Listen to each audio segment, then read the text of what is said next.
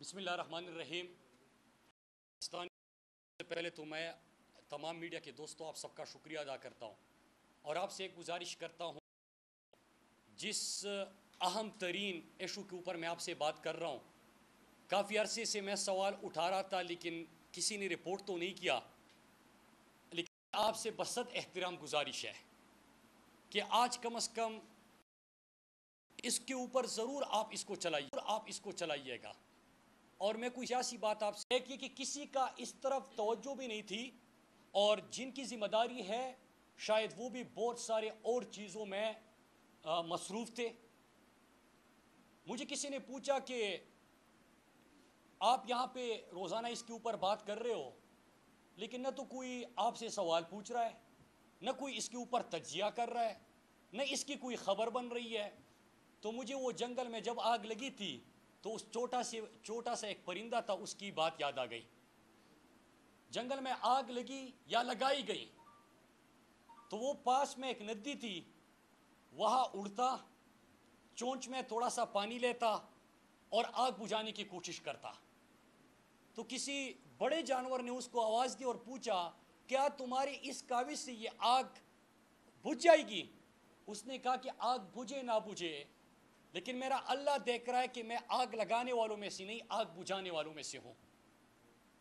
سر، دو چیزیں ہوتی ہے، ایک آگ کو روکنا، اس کی میں نے تنبیہ بھی کی، سوال بھی اٹھائے، خدشات بھی بتائے، اور دوسرا ہے کہ جب آگ لگے تو اس کو بجھانا مشکل ہوتا ہے، بھڑکانا بہت آسان ہوتا ہے، پھر اس کے اوپر ٹی آر پی بھی ملتا ہے، اتنے مرے، اتنے گر گرے، وہ بھی ملتا ہے، اور پھر اس کے ساتھ جو سیاسی لوگ ہوتے ہیں ان کو بھی ایک دوسرے کو لتاڑنے کا بہت موقع ملتا ہے۔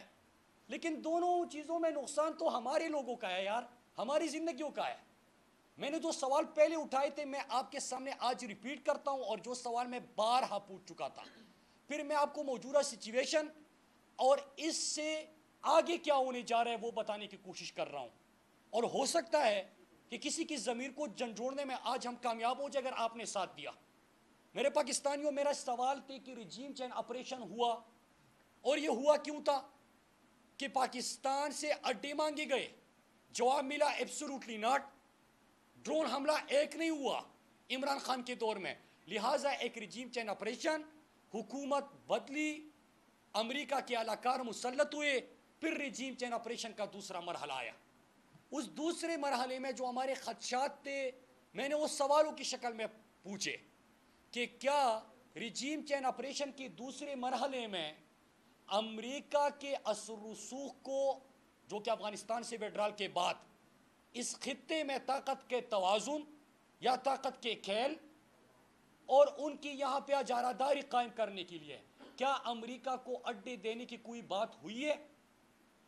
دوسرا سوال میرا یہ تھا کہ کیا پاکستان کا ایئر سپیس استعمال کرنے کی اجازت دی جا چکی ہے یا دی جا رہی ہے؟ تیسرا سوال میرا یہ تھا کہ ہمارے خیبر پختونخوا خصوصاً اور پورے پاکستان کے لوگوں کے مستقبل کے حوالے سے افغانستان میں آپ کے کیا مذاکرات ہوئے ہیں، کن نکات پہ ہوئے ہیں، وہ قوم کے ساتھ شیئر کیے جائے۔ چوتھا سوال میرا یہ تھا کہ فاٹا کا انضمام بڑا مشکل کام تھا، اور فاٹا انضمام جب ہو رہا تھا تو پوری دنیا میں بہت ساری طاقتیں اس کے خلاف تھی۔ ہمیں کہا گیا، پارلیمنٹ میں بھی کہا گیا، بریفنگز میں بھی کہا گیا کہ انڈیا اس کے خلاف ہے اور بیرونی طاقتیں خلاف ہے۔ تو اب کیا آپ سے فاٹا کے مرجر کو واپس لینے کی کوئی بات ہوئی ہے؟ کیا کوئی کمٹمنٹ ہوئی ہے؟ مطالبہ آیا ہے تو کس کی طرف سے آیا ہے؟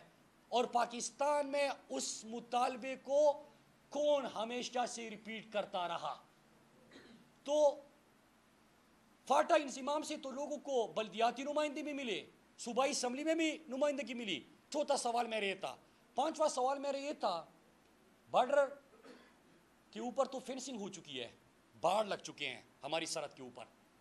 اگر باڑ لگ چکے ہیں تو میں سرگرمیاں کیوں دیکھ رہا ہوں؟ 2 مہینے سے میں چیخ رہا تھا۔ اور اگر سرگرمیاں ہیں تو کیا کسی کی مرضی منشا شامل ہے؟